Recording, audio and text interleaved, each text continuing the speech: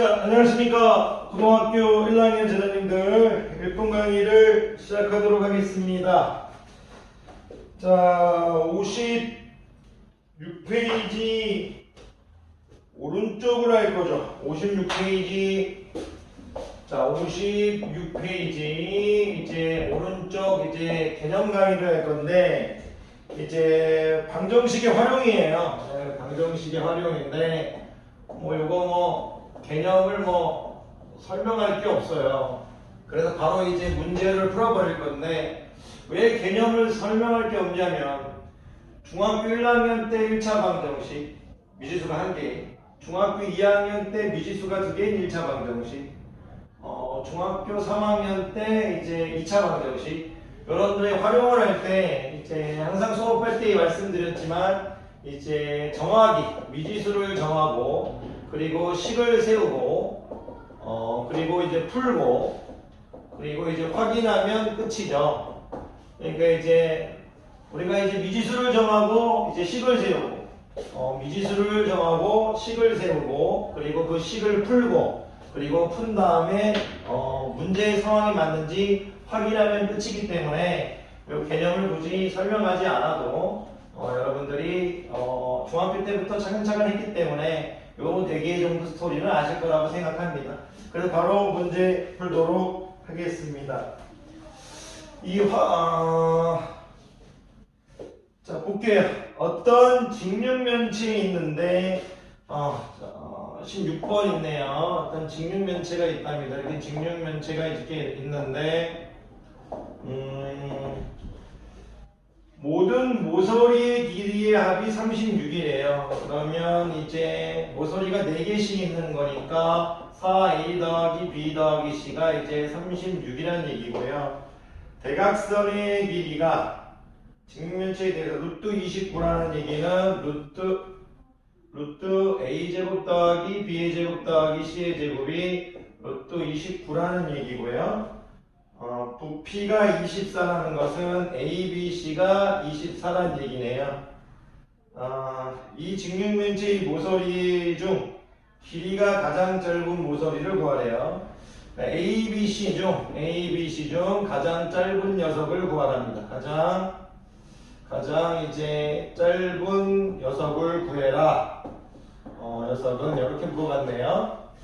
그런데 이제 우리가 이제 요거를 지금 우리가 방정식을 배울 때 지금 일단 이 a 플러스 b 플러스 c가 지금 36이라고 주어졌고 a제곱 더하기 b제곱 더하기 c의 제곱이 29라고 주어졌고 a, b, c가 24라고 주어졌는데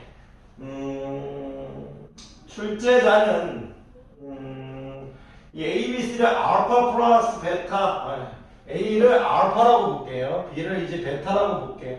C를 감마라고 봤을 때 알파 플러스 베타 플러스 감마는 이제 36이고요. 세근의 합은. 그리고 이제 여기 세근의 곱은 이제 24고요. 야이를 이용해서 A 플러스 B 플러스 C의 제곱은 A제곱 더하기 B의 제곱 더하기 C의 제곱 이 AB 더하기 BC 더하기 CA니까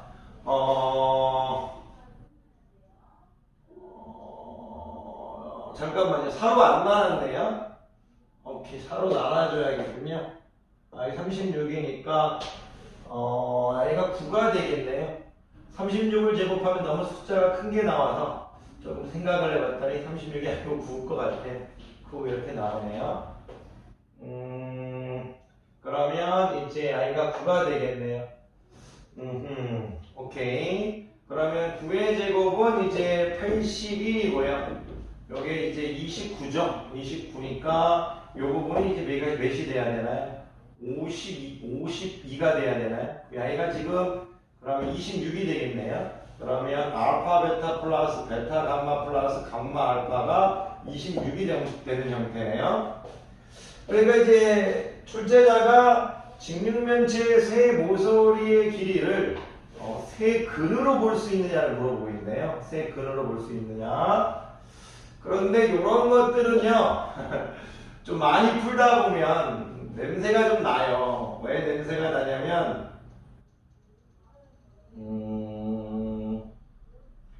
이게 답이 2네요. 이 맞습니다. 저는 그냥 왜냐면 이제 자연수라고 한번 생각해봐서 24니까 ABC가 24의 양수일 거니까 혹시 2, 3, 4가 아닐까. 그래서 2, 3, 4를 집어넣었더니 9가 되고 여기서 이제 성립하는 2의 제곱은 4, 9, 16 해서 제곱수 느낌이 나서요. 제곱수 3개 더한 게 29, 13에 29, 제곱수 3개 더한 게 29가 수학 문제를 많이 풀다 보니까 제곱수 3개 더한 게 29가 보여서 했는데 일단 이렇게 푸는 건 그냥 감각적인 방법인 거고요. 이렇게 일단 풀면 안 되고 일단 실전에서 괜찮습니다만 지금은 이제 아닌 것 같고요. 그러면 이제 세 모서리의 합과 이제 세 모서리의 그러니까 세근의 합, 두근끼리의 곱의 합 그리고 세근의 곱 이렇게 알고 있으니까 우리가 이제 3차 방정식을 만들 수 있죠. 그럼 x 3승 마이너스 이제 9x의 제곱 이렇게 세근의 합 x의 제곱 마이너스 세근의 합 x의 제곱 플러스 두근끼리의 곱 x 그럼 20두근끼리의 곱의 합 x 26x 이렇게 되겠네요. 마이너스 세근의 합은요 이렇게 되겠네요. 이렇게 해서 이제 인수정리를 이용해서 조립제법을 쓰면 되겠네요. 그러면 뭐를 대입하면 되느냐? 2를 대입하면 이제 당연히 성립하겠죠. 2를 대입하면 아까 우리가 이제 확인해 봤듯이 1분의 24의 약수니까 해볼까요? 8이죠. 8. 2를 대입하면 36. 2를 대입하면 52. 마이너스 24. 되네요. P2가 0입니다. P2가 0이니까 여기 PX라고 했을 때 L을 PX라고 했을 때 P2가 0이죠. 그러면 이제 1, 마이너스 9, 26, 마이너스 24니까 야 1을 2로 해줬어요. 1은 2, 마이너스 7, 마이너스 14, 12, 24는 0 이렇게 되겠네. 그럼 x제곱 마이너스 7x 플러스 10이니까 xx 3, 4 마이너스에서 근데 가장 작은 거를 구하라고 했으니까 가장 작은 면 어느 면이 될 줄은 모르겠지만 가장 작은 면은 x가 2 되겠네요. 자 넘어갑시다. 17번 가도록 할게요. 17번. 요 문제는 이제 직육면체의 이제 가로 세로 이제 높이를 세 근으로 볼 수 있느냐 그 문제를 얘기하고 있습니다. 직육면체의 가로 세로 높이를 이제 3차 방정식의 세 근으로 볼 수 있느냐 그거를 여러분께 가르치고 있는 부분입니다. 19번 볼게요. 오른쪽 그림같이 서로 다른 두 연못이 있는데 연못이 원 모양을 하고 있고 한 점에서 만나고 있대요. 뭐 작은 연못하고 이런 이제 뭐 큰 연못이 있는데 이런 게 이제 한 점에서 만나고 있다고 하네요. 머리 좀 찌그러져도 이해해 주세요.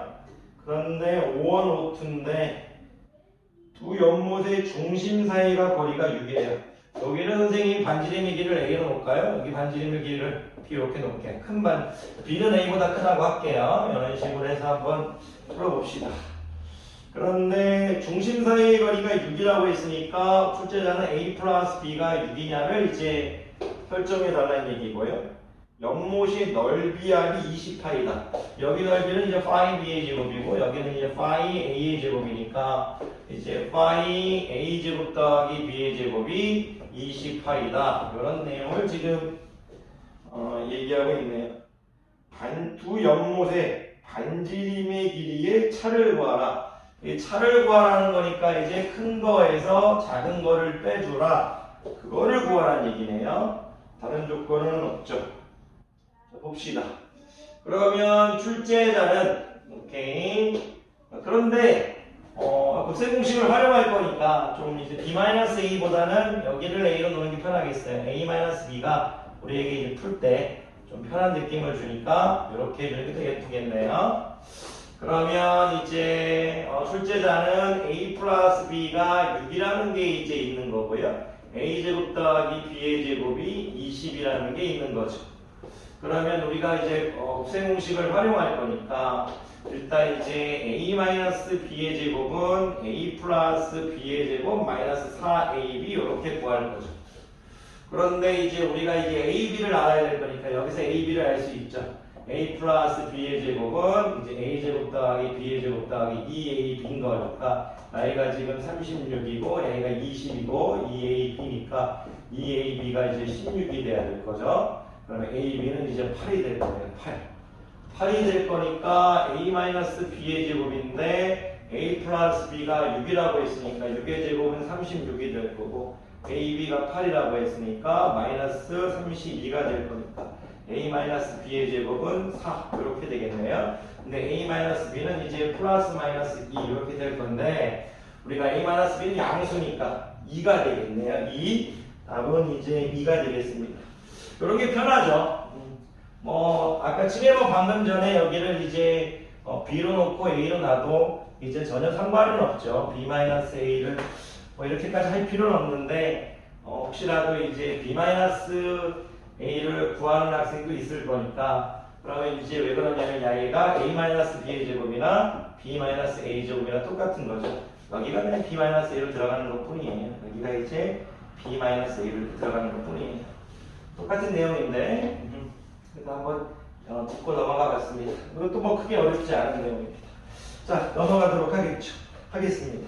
자, 18번만 하고요. 오늘은 이제 56페이지를 마무리하는 어쨌든 이제 개념 강의는 이 단원의 개념 강의는 마무리하게 되네요. 18번만 하면. 그리고 이제 문제만 풀면 이 단원은 끝나게 되겠네요. 자, 잠깐만 풀기 전에 이 단원 문제가 많은가? 이 단원 마지막 문제가 조금 몇 장이 되네요. 아이고. 이 단원을 조금 끝내려면 또 진짜 시간이 좀 걸리겠네요. 그래서 2월달엔 끝날 것 같네요. 2월달 내로는. 어쨌든 이제 계약하면 3단원 하면 되니까. 자, 어쨌든 우리가 이제 항상 얘기하지만 여기까지 오는 게 참 저도 대견스럽고 여러분도 대견스럽습니다. 자, 오른쪽 그림과 같이 둘레가 50m인 직사각형 모양의 정원에 폭이 2m, 3m로 일정한 길을 내고 남은 곳에 꽃밭을 만들었다. 꽃밭이 넓이가 96일 때 일단 제가 볼게요. 꽃밭이 일단 이렇게 작은 꽃밭이 있어요. 근데 꽃밭이 넓이가 96이래요. 그럼 여기를 제가 일단 잠깐 X로 놓겠고요. 여기를 지금 Y라고 놓을게요. 가로의 길이는 세로의 길이보다 길다. X는 Y보다 크다. 이렇게 돼 있고 X, Y는 지금 이제 96이랍니다. 당연히 미터니까 미터라고 돼 있고 근데 꽃밭이고 오른쪽에 둘레의 길이가 50m의 직사각형 모양이 정원에 정원이 있었는데 여기 꽃밭을 만들어주는 거군요. 여기가 지금 3이라고 했고 여기를 지금 2라고 이렇게 설정했나요? 그런데 이제 둘레의 길이가 50m인 직사각형 모양의 정원에 이 전체가 정원이랍니다. 이 전체가 정원이고 여기가 꽃밭이랍니다. 둘레가 50m래요. 그러면 x 플러스 3 플러스 y 플러스 2 y에다가 2를 더한 게 50이니까 오케이 y가 지금 25 이렇게 되겠네요. 오케이. 자, 가로의 길이를 구하래요. x의 길이를 구하랍니다. 그러면 오케이 x, y는 이제 96인 거니까 오케이. 우리가 이제 앞에서 배웠던 이제 대칭식이죠. 대칭식으로 이루어진 연립 2차 방정식을 풀면 되겠네요. 왜 그러냐면 여기가 지금 풀란 얘기는 x 플러스 y는 이제 20이란 얘기죠. 괜찮습니까? 20이란 얘기고 x, y는 이제 96이라는 얘기죠. 물론 이 1차식을 이 2차식에 대입해서 y는 마이너스 x 플러스 20 그래서 y 자리에 대입해도 되지만 우리는 그러게 안 하기로 했죠. 그러게 안 하기로 했습니다. 네, 두 분의 합과 두 분의 곱으로 풀겠죠. 그런데 그 전에 잠깐 말씀드리면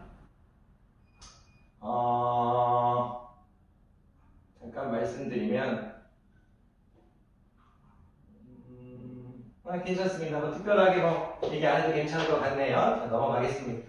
자, 두 분의 합과 곱으로 풀 테니까 여기를 선생님이 x 플러스 y를 이제 u라고 놓고 이제 x, y를 이제 v라고 놓으면 두 분의 합과 두 분의 곱, 두 분의 합은 20이고 두 분의 곱은 96인 2차 방정식을 만들 수 있죠. 그러면 t의 제곱 이렇게 되겠네요. 두분의 합이 20이니까 마이너스 두분의 합 t. 그렇게 두분의 곱이 96이니까 두분의 곱 96은 0. 이렇게 하면 되겠네. 그럼 인수분해가 되나, t 되네요. 8, 10이 될 거고 마이너스 이렇게 되겠습니다. 그럼 t는 8 또는 10인데 그러면 x가 8이고 y가 10이거나 x가 10이거나 y는 8 이런 식으로 해서 풀어줘야 될 텐데 출제자는 x가 y보다 길다고 했으니까 x가 12가 되겠습니다. x가 12m 되겠네요. 자, 이 정도 하면 될 것 같아요. 크게 문제가 없을 것 같습니다. 자, 강의 듣느라 고생 많으셨고요. 뭐 아주 솔직히 다르게 더 예쁘게 풀 수 있는 방법을 잠깐 봤어요. 괜찮네요. 이게 아주 정상인 것 같습니다. 자, 강의 듣느라 고생 많으셨습니다.